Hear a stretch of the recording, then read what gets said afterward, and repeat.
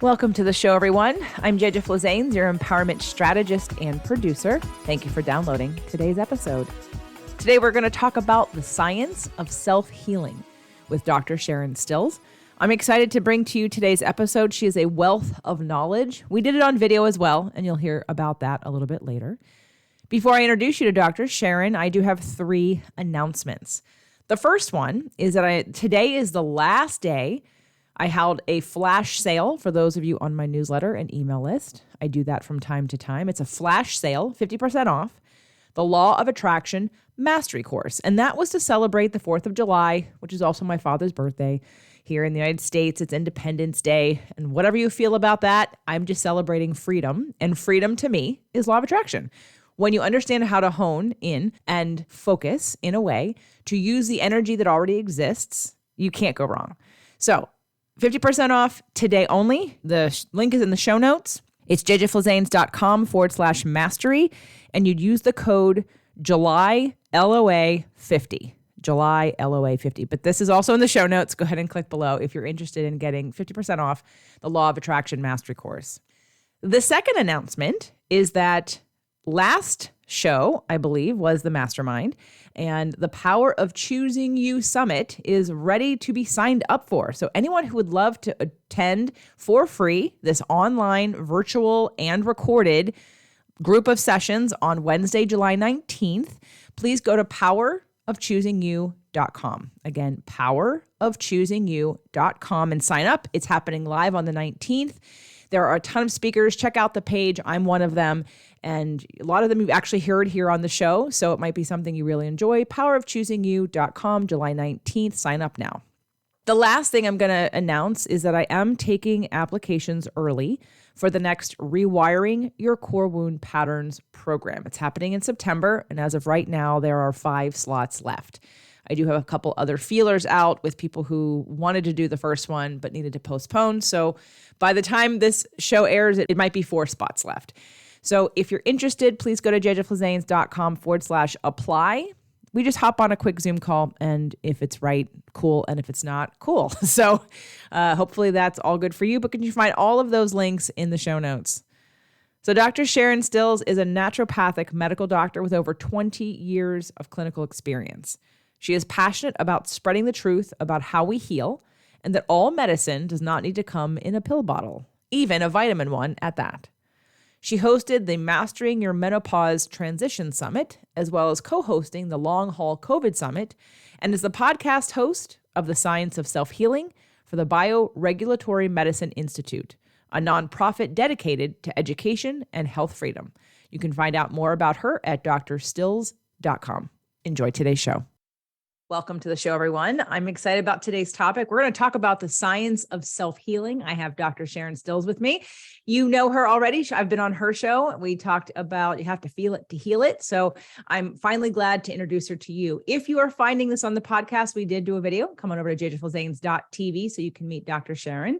And of course, if you're here on YouTube and you've searched and either Dr. Sharon or some of the things in the bios that resonated with you and you don't know me, this is my show, which means I'm going to talk. So if you don't like me, totally cool.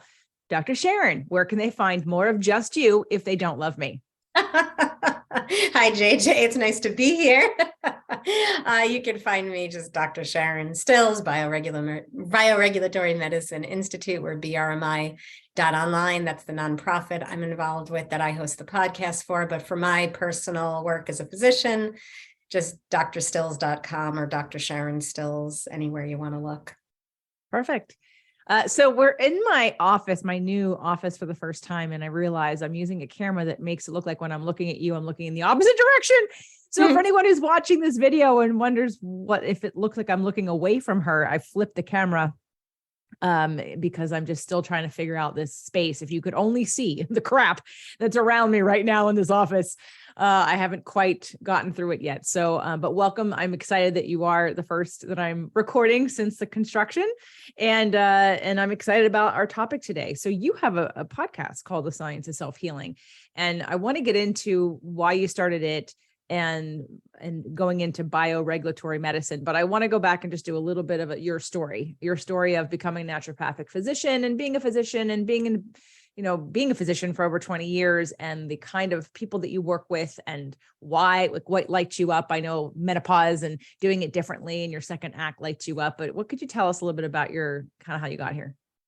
Well, there's so many different branches on the tree that got me here. And interestingly enough, I was just sick myself, and I had this other epiphany of, we talk about, oh, we're the wounded healer. And a lot of physicians, especially in my line of work in the natural realm of medicine, are wounded healers. We have our own story, and then we heal ourselves naturally, and we want to share it with others. But I really got this onion layer peeled off, because all of life and our journey and our growth is this peeling away. I don't know that we ever actually arrive. We just get closer to the core of the onion. And that kind of really came to me just a couple of weeks ago when I was lying in my fever bed, that, I really there's these wounds from childhood, from past lives, that really put me on this path of becoming a physician and wanting to heal a different way. I grew up in a house where I was the youngest of 3, but really 4. I didn't know that my parents had a baby, their first baby, and she died when she was 6 weeks old. So my sister, I have spinal meningitis, and this never got healed. So yes, so I had a sister who died when she was young. And so that's a huge trauma to go through as a parent. And I once read somewhere that being born after the death of an elder sibling is living hell. And I thought, that's interesting. And I think what I've learned from that now is that, yes, my parents had such trauma around this, and in their generation, they didn't go to somatic healers, they didn't process it out. Actually, their way of dealing with it was burying it, not talking about it. I didn't even know she existed till I was much, much older. And so I feel like because they went through that, when I was sick as a child, I would get yelled at. I would get in trouble for being sick, and I would hide it. And it was never that you think of a lot of people who end up, I sometimes see patients who are chronically ill, and part of that is because when they were younger, that was the only time they got attention. That was the only time they got love. And I was actually the total opposite.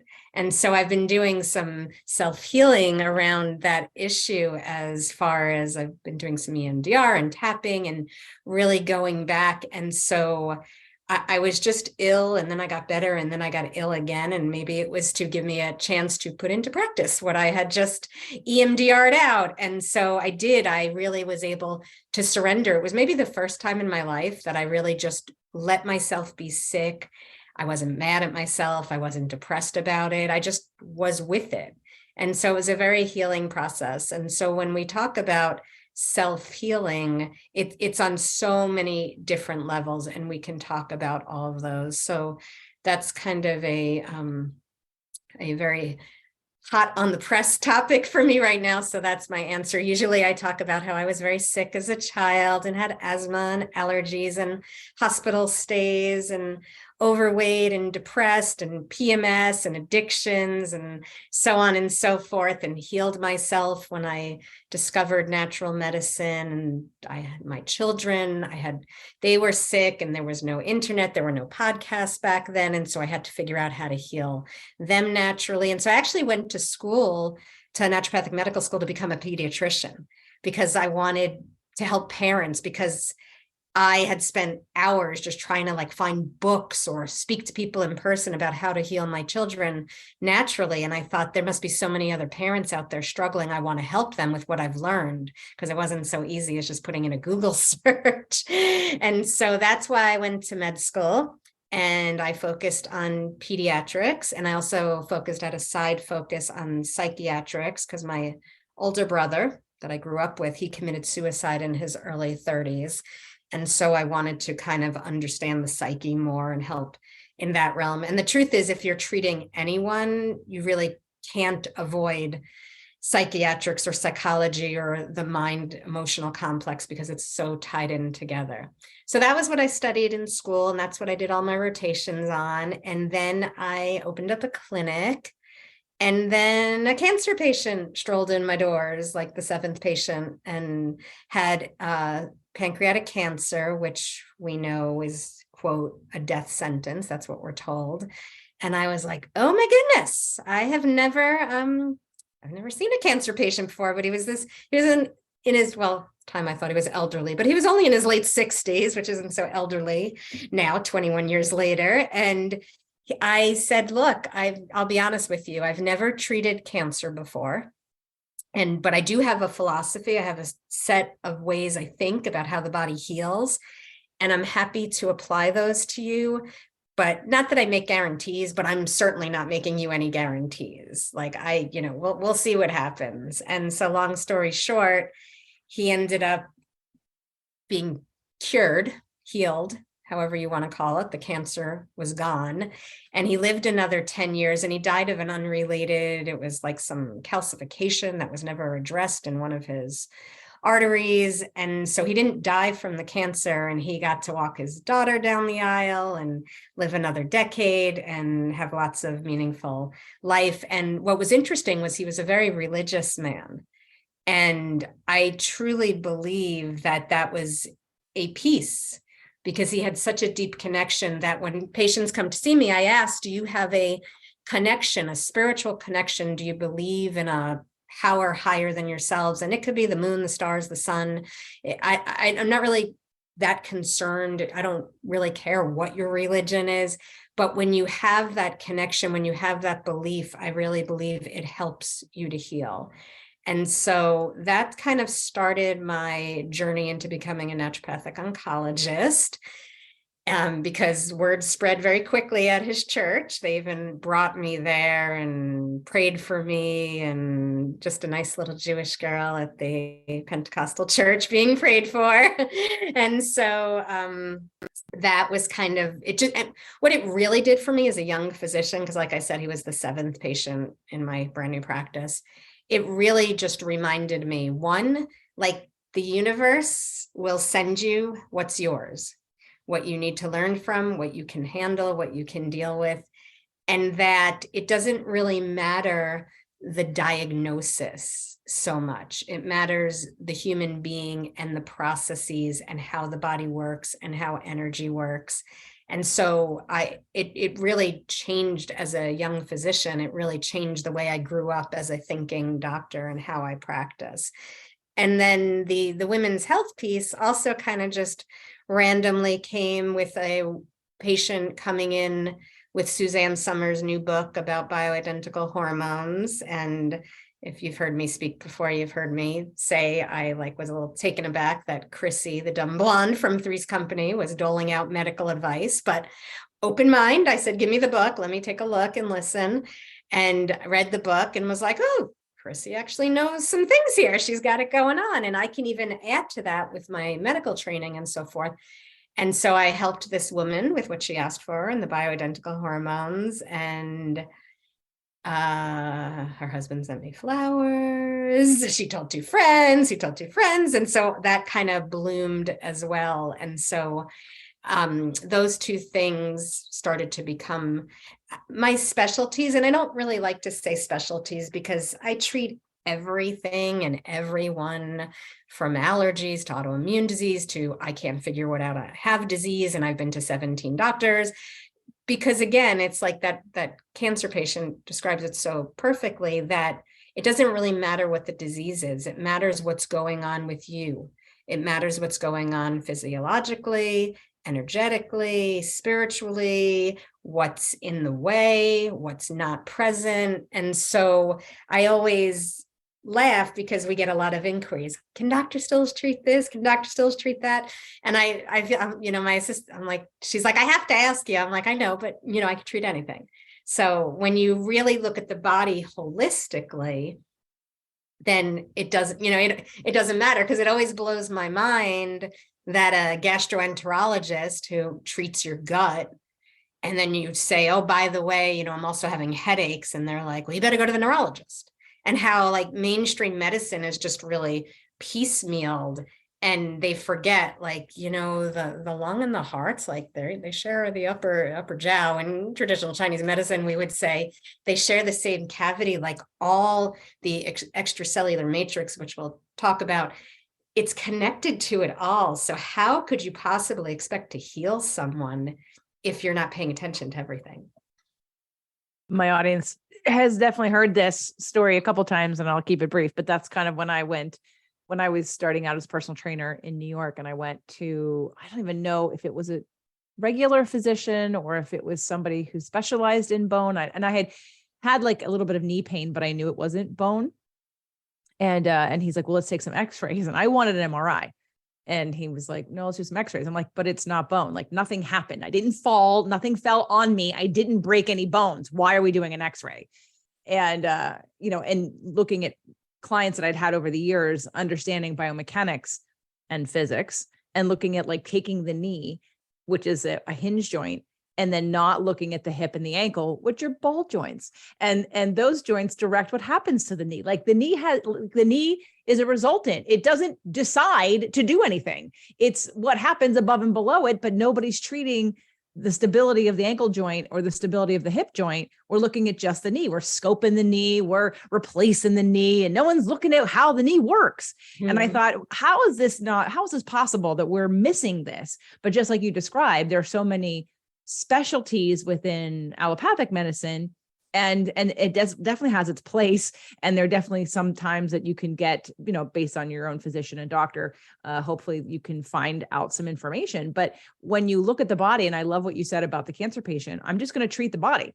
I'm going to treat it. And, in the emotional realm, when I'm dealing with clients, I talk about what's out of balance. It's not a right or a wrong. It's what you're good at and what you're afraid of, the things. And then how do we balance that out? Not because I want you to do the opposite all the time, but because it's about that energetic balance, and being able to, and not being afraid of, and not overplaying one side versus the other, both for, neural pathways, as well as our neurological system in general, like holding emotion. So I want to know, I'm sure everybody else does too, what you did with that cancer patient. Like, what are some of the things that and I guess, would this be considered the science of self-healing? Like looking at what things are either out of balance, or what kind of general, tests of the body, regardless of the diagnosis that we're starting with.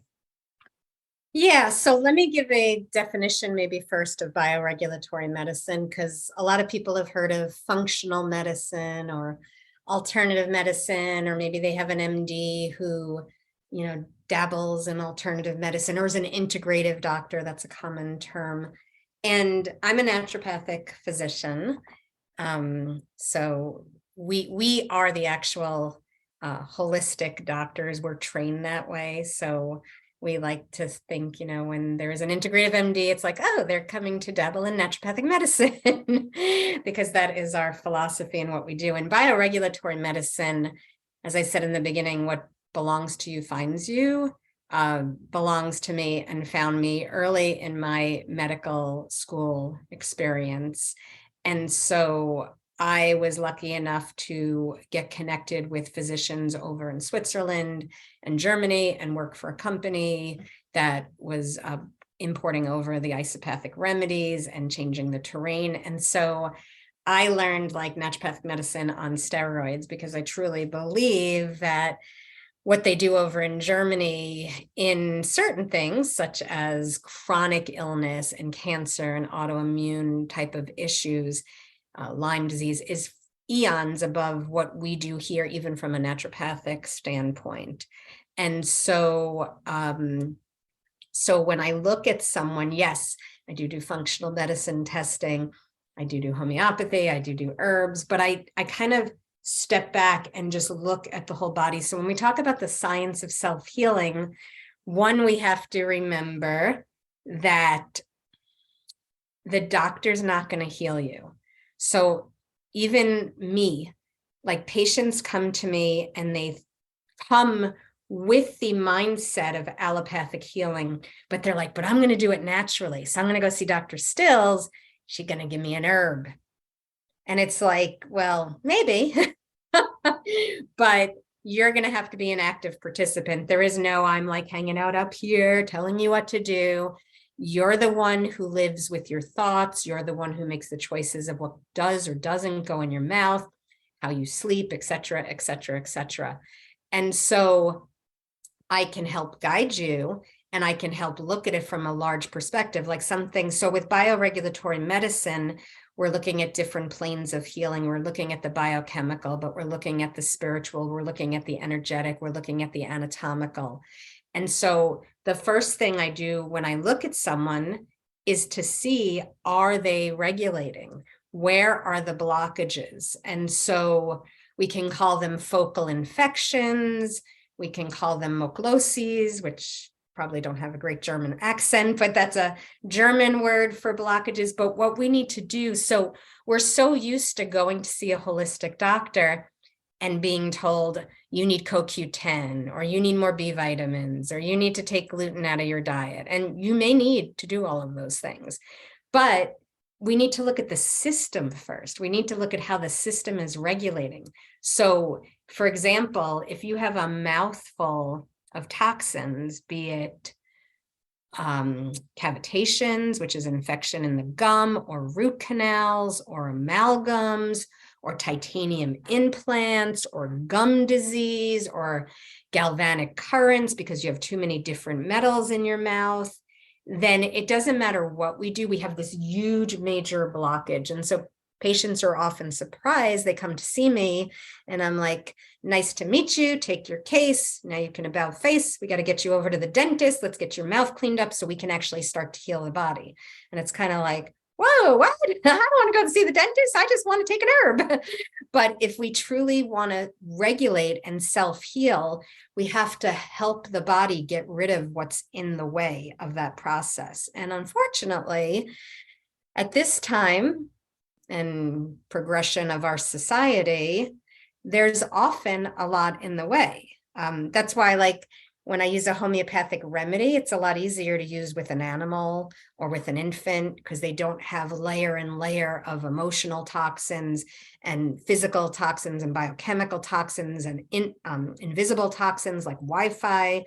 And so we have to clear a lot. So we need to get as clear as we can get, because we're exposed to, I can't even count how many toxins.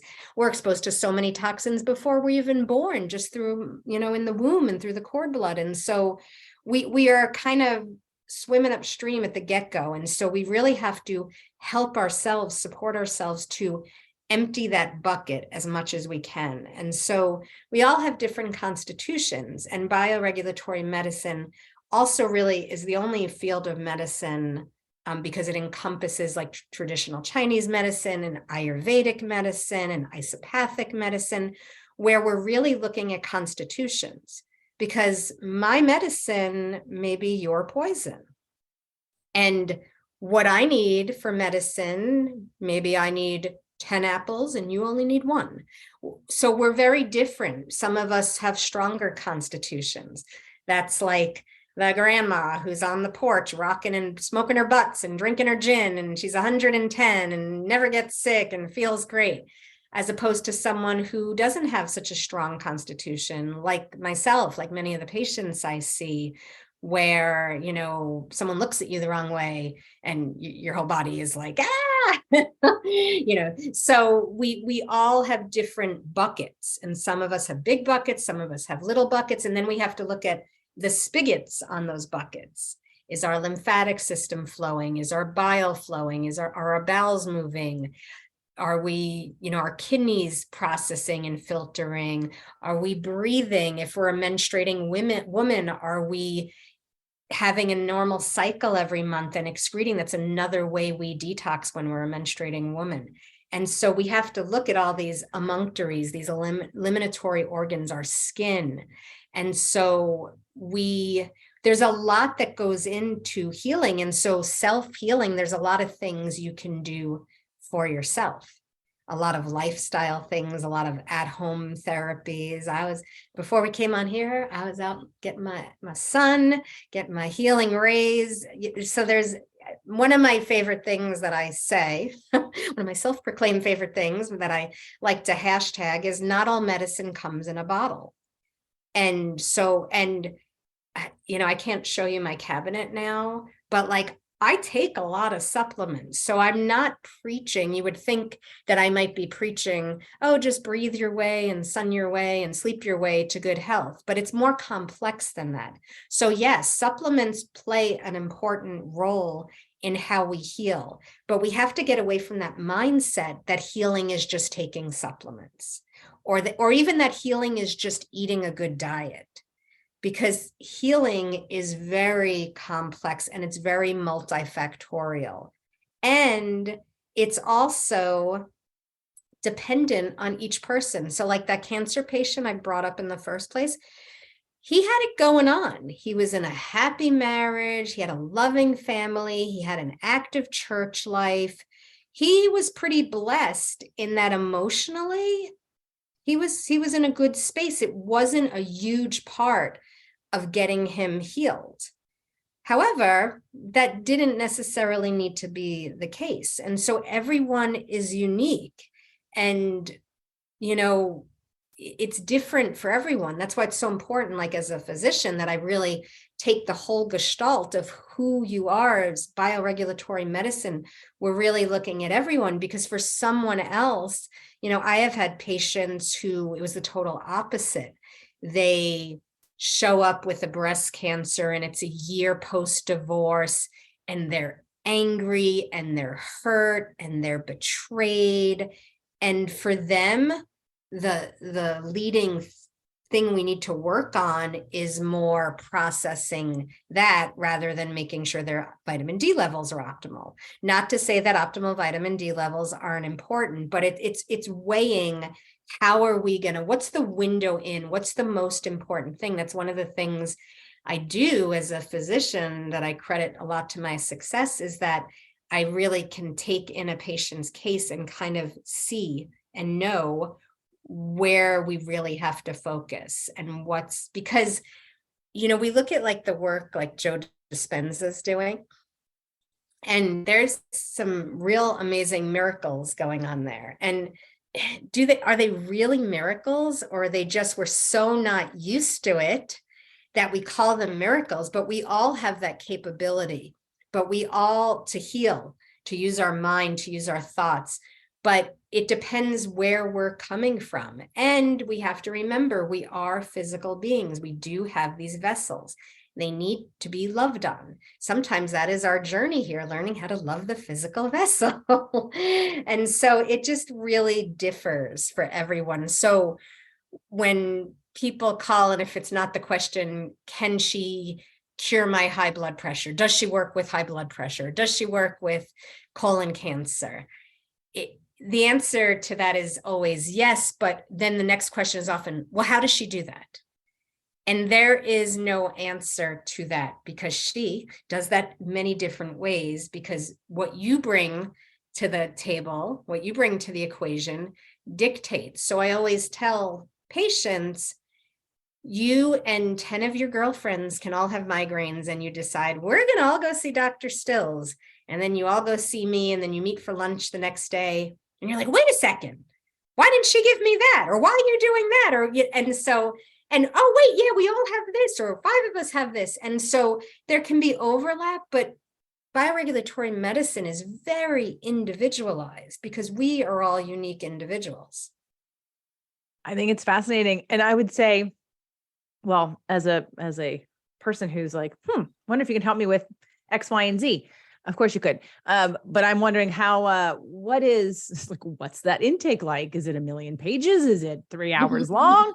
Or is it partly intuitive for you? And do people, I know you said it's different, and I do the same with people just on the emotional side of like, where do we start? Because not everybody necessarily needs to start in the same place or focus on the same thing. Are there any standard blood work, standard, journal writing for your food, or like what would be some of the standard things you would look at for those 10 different people with the migraines? There's a big intake. There's forms, and then there's, to me, what's the most important, and I learned this back many years ago in naturopathic medical school, is the first hour. And the first hour is sort of more for me than you. I think a lot of patients expect a lot.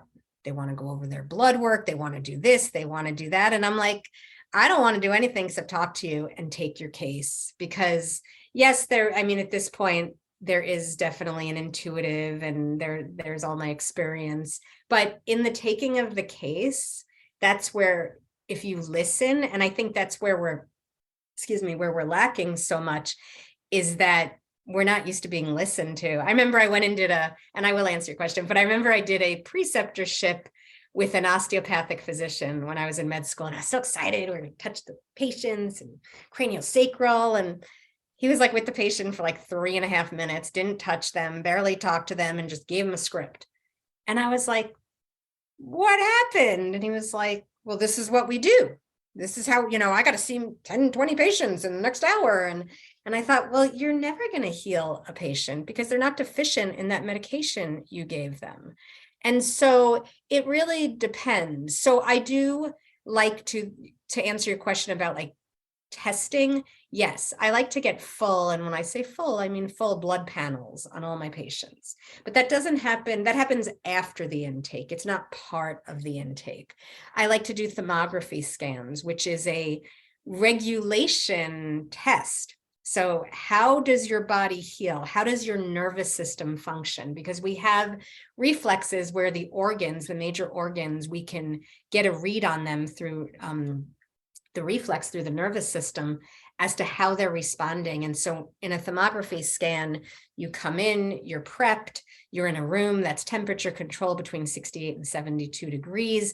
I take temperature readings all over your body. Then you get a stress to the nervous system. You have to stand there for 10 minutes in the cold in just your underwear. And then I come back in and I take the same readings, and we can see, how did your nervous system regulate? How are you self-regulating? Because by the time we get to blood work and elevated liver enzymes, we're in pathological. But when we're doing a thermography, we can see things before we get there. We can see that the system is starting to deregulate. She's showing me a thermography picture. And so it's very, very important baseline.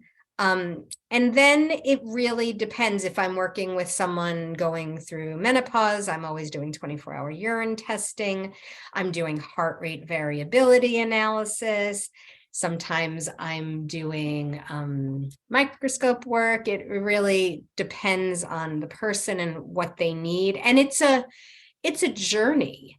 So in the first hour, when I take your case, like, if you need, I had a new patient the other day, and very unregulated, agitated nervous system.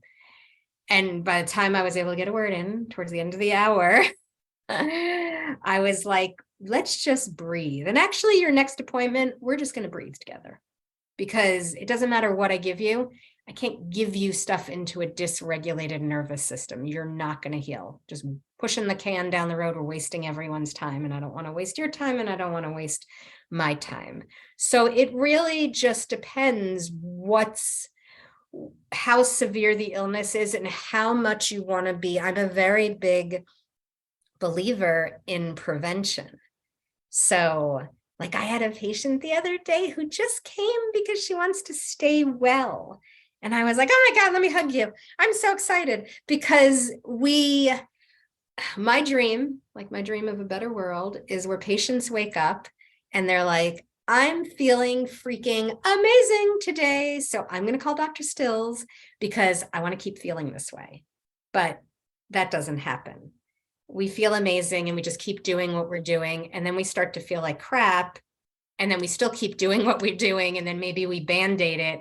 And often we don't end up at my office or a physician like me till our body has really been like, nope, you're not going to be able to function anymore. I'm going to bang you over the head with symptoms until you pay attention to this. But healing and health is a constant. To me, it's not something you do for a month. It's not something you do just because you don't feel good and then you get, it's something we are committed to and constantly dancing with. And sometimes maybe we're dancing a little faster and we're going to dance class 5 times a week. Sometimes we're only going once a week or once a month, and it's not at the forefront, but it's something we should have a relationship with, in my opinion, of healing. And what are we doing and what are we preventing? It's a lot easier to prevent than to reverse. And yes, I can help people reverse disease, but it's a lot easier to prevent. Well, it just is another reason and way that we're similar, because I took my parents, must have been 2017, my last book came out. So when they were here for my book launch in 2017, I took them and had complete blood work, like a super panel, like a $6,000 panel for both of them. Took them to the physician I was working with bioidentical hormones, took them to the nutritionist, took them to the acupuncturist, took them to the clearing emotional inherited DNA healer. And the doctor said to me, JJ, your parents are healthy. And I said, I know. I want to keep them that way. That's why we're here. I want to get out ahead of things. I don't want it to be that we're trying to fix something that got broken because nobody was paying attention. Now, of course, that was me, and I can only do so much for them. They have to be the ones to decide that they want to keep it up, right? But at least I sort of threw my hat into the ring and said, here's what I think would be the best thing for you guys to keep your health optimal versus waiting till something breaks. So I'm on the same page. That's why one of the reasons why I do the show, and we dance between, health and emotion and relationships and everything in between, because it's living that full life and having all of the things working, having the fun and the passion and the joy and the health, and they're all connected. So let's talk a little bit about bioregulatory medicine again, but this time I want to, and you've mentioned so many different things: Ayurvedic medicine and homeopathic medicine, Chinese medicine, your diet, getting things that aren't in a bottle. Supplements are important, but so is the sun for vitamin D. What other kinds of things, because you have a podcast and people have heard me on your podcast, but I want to talk a little bit about on the science of self-healing. And you also have the Bioregulatory Medicine Institute. Is that what? And it's a nonprofit, and it's to basically empower people, teach them about healing. And I know that you had a conference last year, because it was the same exact time of my Awaken Your Dream Life. Otherwise I would have come. And I know some physicians that went, and I heard about certain new water filtration, but like, what kind of things could we expect to find on your podcast? And if people start to follow you with some of this science of self-healing and bioregulatory medicine? So my podcast, we just had our 100th episode too. Congratulations. Thank you.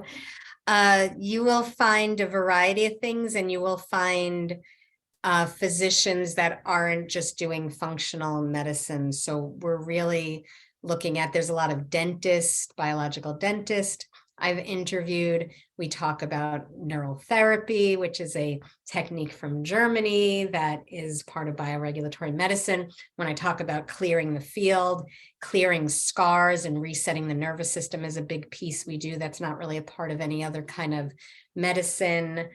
We talk about emotions. We talk about, I honestly, I started the podcast when COVID happened because I just wanted to have a voice. And I was very frustrated about what I was seeing going on. And so I said, this is going to be like my passion project. And so I've interviewed a lot of we don't filter. We have been very fortunate. We haven't been censored.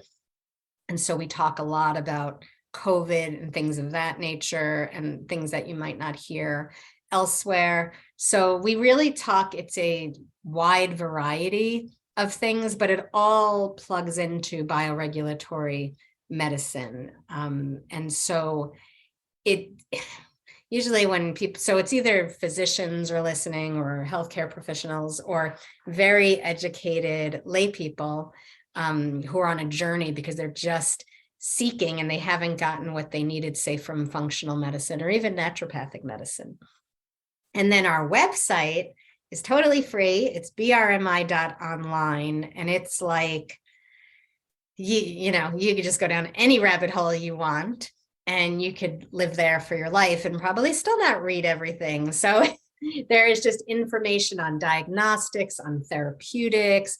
The podcasts are all there. We have a free bi-monthly e-journal if you get on our email list that we send out. we do a lot of great stuff. It's kind of a group of us that studied over in Switzerland and Germany. We've known each other for 20 plus years, and are just really committed and dedicated to making bioregulatory medicine a household name. I love it. And do you work with people, because obviously you're in Arizona, and people are listening all over the world, not just in the United States. So do you work with people telemedicine? Yes, I'm OG telemedicine. I've been doing telemedicine for like 11 years. So I know a lot of people switched over with COVID, but I've been doing it. That was kind of my self-healing. So I had a very successful clinic on the East Coast, and I walked away from it because people thought I was like nuts. But I was like, no, this is like the next stop. This is the next page or chapter in my journey, because I think of life as a book, and I want to have interesting chapters, and I kind of see each decade as a new chapter. And I needed to shift what I was doing and how I was doing it. And I was personally burnt out to a degree. And also I have a wanderlust. I love to travel. And I wasn't able to really travel and experience life the way I wanted to when I was tied down to my clinic. And so I shifted. I went to telemedicine. I figured it out. I traveled extensively. And funnily enough, I'm planning on opening another clinic here now because it's been over 10 years and I want to do something new. I have some new ideas, and telemedicine is fantastic. But I miss, getting my hands more and having toys that patients can be, using for therapeutics or diagnostics. And that's not always possible if you're seeing someone and they're not coming into your office every time. Awesome. Yeah, I actually started personal training on Skype back in 2009. So talk about being ahead of the curve. And that was, I have to give credit where credit's due, though. That was my client, Dr. Lisa Gelper, who's actually in Scottsdale, Arizona, because as a personal trainer, she's like, okay, I want you to be my trainer. But I was here in California and she was in Arizona. And so she said, would you be willing to do Skype? And I said, well, I'll try it. And then I could see the same exact things I could see with my clients here. You have to just know what you're looking for. And I thought, oh, okay, this is easy. And so that when COVID hit and then I sort of transitioned, I mean, I was already doing it.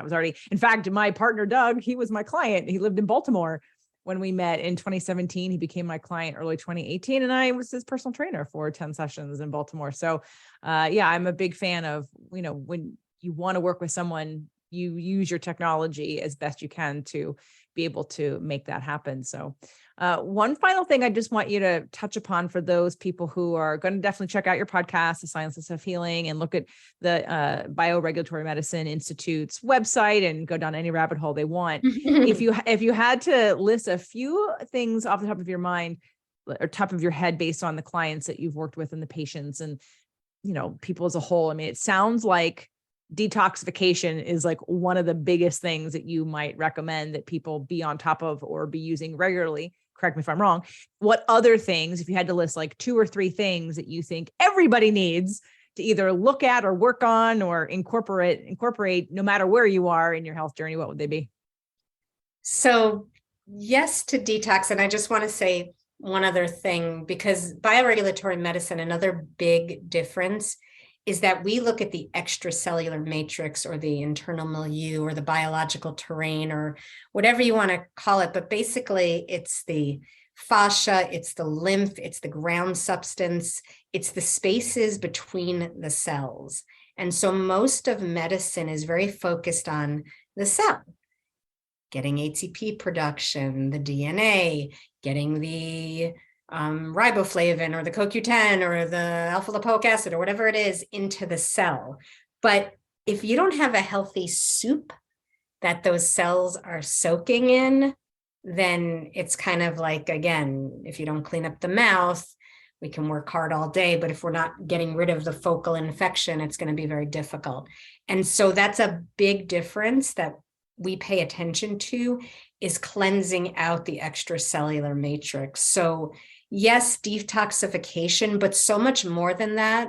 Because again, detoxification a lot of times is just thought, oh, I have mercury, so I'll take some chelating agents, or oh, I have glyphosate, which we probably all do. I'll take some chelating agents and so forth. But we have to drain the organs. We have to make sure before we even detox that things are moving, that this extracellular matrix, this highway, the lymphatic system, is open and flowing. And you'd be amazed at just even doing that, how much better people feel. So yes, it is unfortunate. Maybe at some point I could say to a patient, like, let's see if you're toxic. But now it's like, well, let's just see how toxic you are and how your body is or isn't able to handle it. Because some people detox better than others. So that's really important. I think what else? So that kind of, I just cheated and encompassed a lot in the question of one thing. But I think, to me, mindfulness and breathing and presence and joy it's the best medicine around. And so learning how to regulate your nervous system, learning how to be present, learning how to extract the goodness in the profound, but also the mundane. There's so much beauty all around us. And if we are not present, if we don't learn how to be in the moment, we miss it.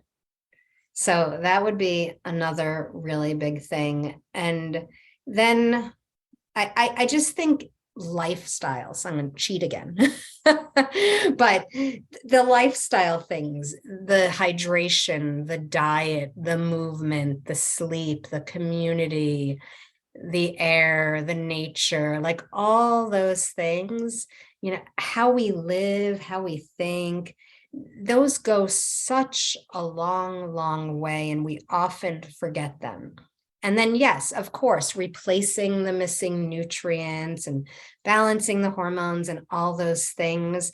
But we can't do one without the other. And I really, if you take nothing else from this, like just contemplating and thinking about, how is that married together in my life? And how are my thoughts affecting my body and vice versa? Beautiful.